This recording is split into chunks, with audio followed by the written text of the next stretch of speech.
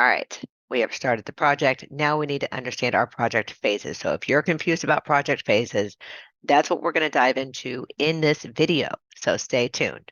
There are quite a few different project phases, and we are going to go into each one of those, not in extreme detail, but an overview just to get you a basic understanding of how this goes. So how I got into the position that I am in now. Talking about consultings and what the ins and outs are, I was completely run through the ringer by a bad one. Yes, this story has multiple levels to it. This led me to becoming a consultant myself, just to make sure that my clients were never left with nothing to show for all the money that they spent, or all the money that they have paid, and all the effort they put in. And trust me, some of these contracts are not cheap. They can get extremely expensive. A consultant's time is not cheap. And getting out of a bad contract, also, guess what? Not cheap, not easy, and not fun. So, understanding the life cycle of a project is paramount for its success. And you are allowed to push back. You are allowed to push back on your project if you don't think you're getting what you are supposed to be getting, but you need to understand the project phases first and the expectations set forth in your statement of work. And a good consultant will be able to refer directly to the SOW, your statement of work, and to what is being provided. Don't get me wrong, there can be bad clients as well. So consultants, don't come after me because yes, as we all know, there are bad consultants and there are bad clients. There's an equal opportunity of bad across the board. So the consultants watching this, don't start to plot my accidental death, please. I'd prefer to stay alive. Thank you. But this is why we are about to dive into the phases of a project to get you a basic understanding of how things flow through the entire process. So, our basic cycles in a project are conception, initiation, definition and planning, the work, launch, execution, performance and control, and then project close. We're going to start out, obviously, with number one, which is conception. And this is the initial stages of a project. And at this point, it is crucial that somebody takes responsibility for conceiving the original idea. This involves not only generating a concept, but also meticulously defining the expected outcomes, which serve as the project goal. Furthermore, it's vital to identify the participants, highlight the roles of each individual in the team to ensure that there is an even distribution of duties. You don't want one person taking on the majority and holding all the information in their head. That does not work effectively. It is also essential to clarify the purpose of the project, providing a clear understanding of what the project aims to accomplish. There has to be an end goal involved. And this is critical for maintaining the focus and aligning all the activities toward achieving the same goal. You don't want people on your team thinking that you have different goals. It does not go well. Lastly, it's important to determine where to seek help when those challenges arrive. Who do you go to for questions? Who do you go to for approvals? Things like that. You can't just make overarching decisions for your company unless you're the owner of the company. And in consulting projects, we are normally not dealing with the owners of the company. We're dealing with somebody that they were like, hey, you do this. This is now your job. Go do the thing. And they still have to go to somebody to get approvals. So we need to have that person identified so that things can keep moving forward. Then we get to the initiation phase.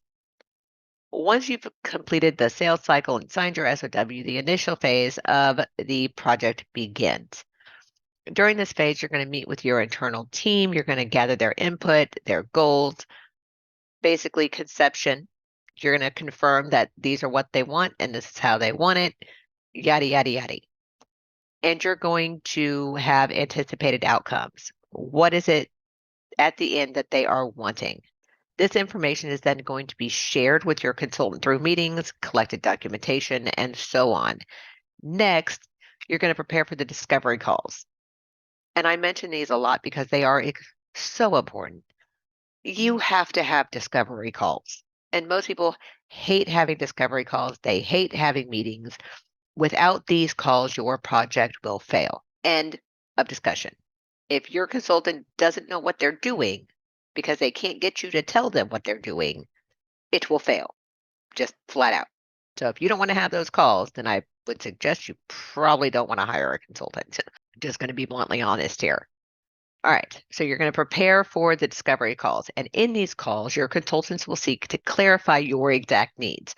So you've sent them the documentation, they've reviewed the documentation. From that documentation, they're going to generate a list of questions that they have to clarify key concepts in that documentation so that they can build a better system, process documentation, whatever it is you are seeking them to do.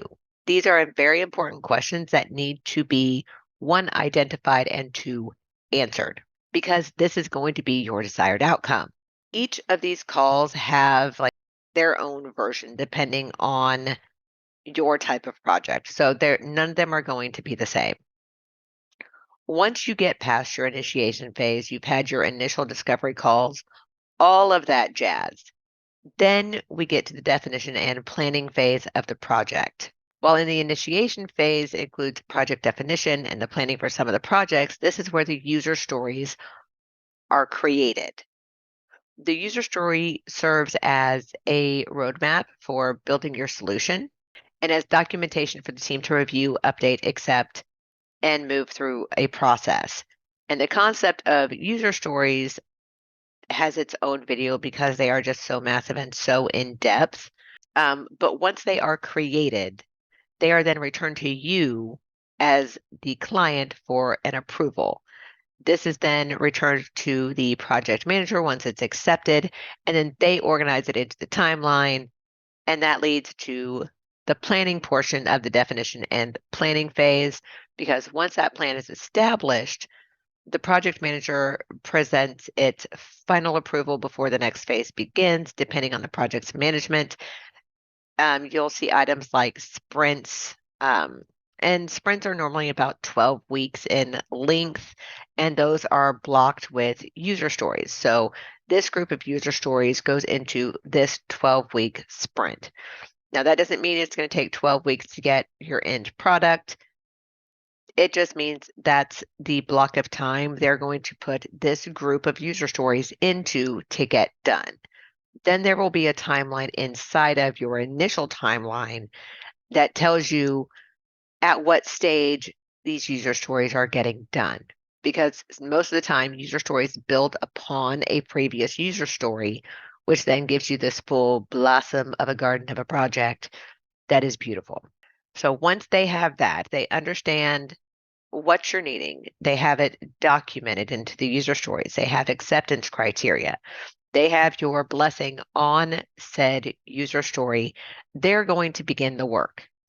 And in this block, a lot goes on. So considering a project with a 12-week sprint, a set of user stories is planned for completion. The work volume depends on the level of effort of each user story.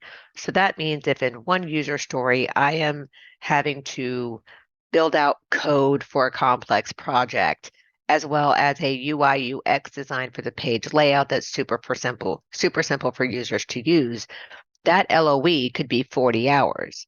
Depending on your resource, if you only have a developer for 20 hours a week, automatically that user story will take 2 weeks to develop. If that's the only user story that developer is working on, because 40-hour LOE, your resources at 20 hours a week, boom, you know it's going to take 2 weeks. And that's how your timeline is built out based on your resources assigned during the contracting phase. Okay, that was a lot of words.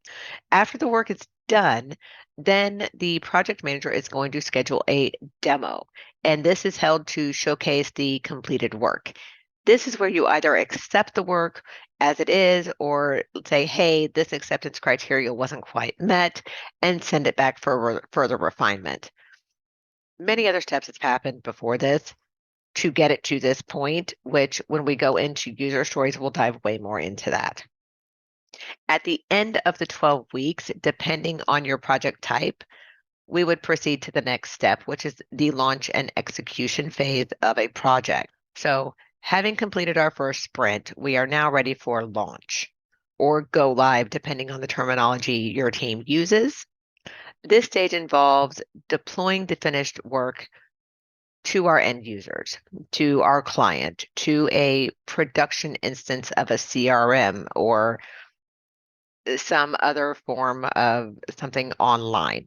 The end user actually refers to the group of people who will be using said system. Like, I am an end user of the thing Notion. So if they were building out something new, it would go through this entire process before making it to me, who is going to be using it. For your launches, you can choose to have a launch after each sprint, or you can choose to have one big go live launch.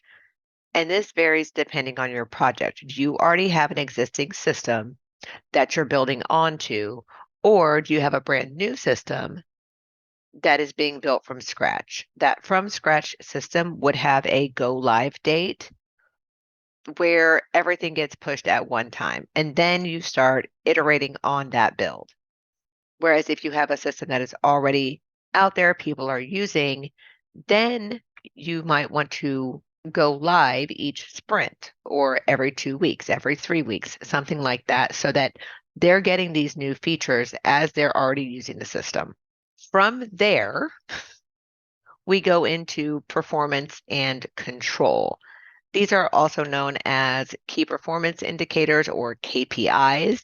And in this stage, project managers are ensuring that the delivered products meet the end user's expectations. There will probably be some form for feedback from the end users to make sure that nothing's broken. Because no matter how hard you try, or we try, or our QA tries, an end user will find a way to break something. They will do some random thing that nobody would have ever possibly thought of that will break a thing. This is expected. And if it doesn't happen, God bless you and God bless your consultant, because it's really hard to pull that off. Expect there to be feedback. Don't think it's bad to get feedback. Feedback is good. Feedback means your users are using your product, which is a bonus because that's one of the really hard things to get people to do. So that is the performance and control. And it's an extremely important part because that also gives you your next set of user stories to continue your project. If this is a one-hit wonder and you're just doing this one project, that's it, and we're done. That's when you go to at the project close, the team consolidates all of its learnings, evaluates the project's performance, they review all of the deliverables, and make sure that everything has been met successfully. This stage is also when the project's completion is formally communicated to all stakeholders.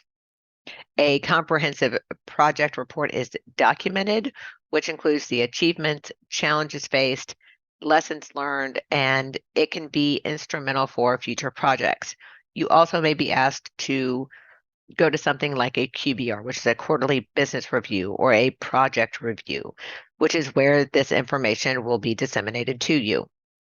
Often the closing of a project means the end of the relationship between the client and the service provider, the consultant. It could lead to the formulation of a new contract or a managed services contract. What you would get with like a managed services contract, and people call it all types of different things, is basically it is a contract to help you iterate on what you've already built, yet you're not staffing a full team because you don't need to build from scratch now. Now you just need help with little things that pop up along the way. I know that was a lot of information and I talk very quickly. There is a slow down button in YouTube in case you didn't know. If there's any more clarification you need on any of these items, please leave me a comment below and let me know. I would love to do a video about it. I could talk about this stuff all freaking day. So at this point, I completely get it that this might not cover all the facets of a project, and you may have run into some new terminologies, but hey, that's exactly where a consultant comes into play. So if you're scratching your head, trying to figure out the role of your consultant and how to team up with them effectively to achieve your goals, hang in there because that's what we're talking about next. Bye.